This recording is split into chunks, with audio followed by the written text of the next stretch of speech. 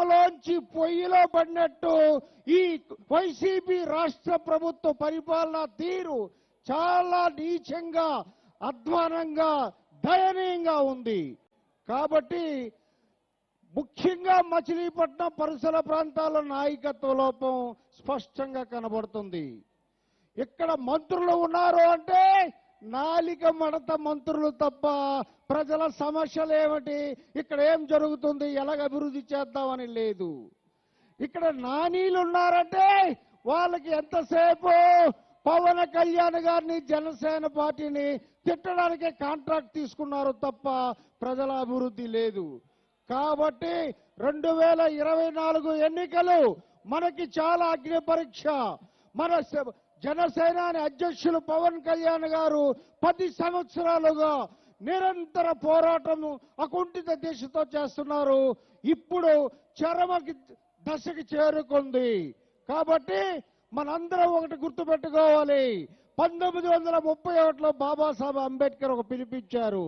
దాన్ని స్ఫూర్తితో నేను ఈ వేదిక నుంచి మీ అందరికీ ఒక పిలిపిస్తున్నాను.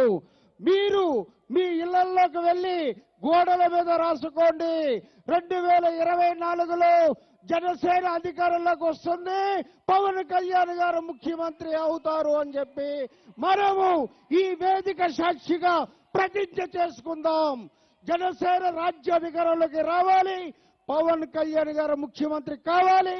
అప్పుడే ఈ రాష్ట్ర సమస్యలు పరిష్కారం అవుతాయని మనందరము ప్రతిజ్ఞ చేసుకొని త్రికరణ శుద్ధిగా పనిచేద్దాం. జై జనసేన. గట్టిగా చెప్పాలి, ఎందుకంటే గోతి దగ్గర గుంట నక్కలాగా వింటున్నారు మన ప్రత్యర్థి పార్టీ వాళ్ళు. జై జనసేన, జై జనసేన. Thank you.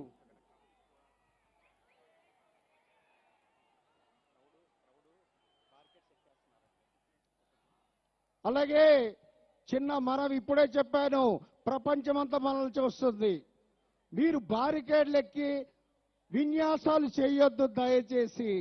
జన సైనికుడు అని పేరెందుకు పెట్టారంటే పవన్ కళ్యాణ్ గారు ఒక సైనికుడికి ఉండవలసిన క్రమశిక్షణ మన వాళ్ళకు ఉండాలి.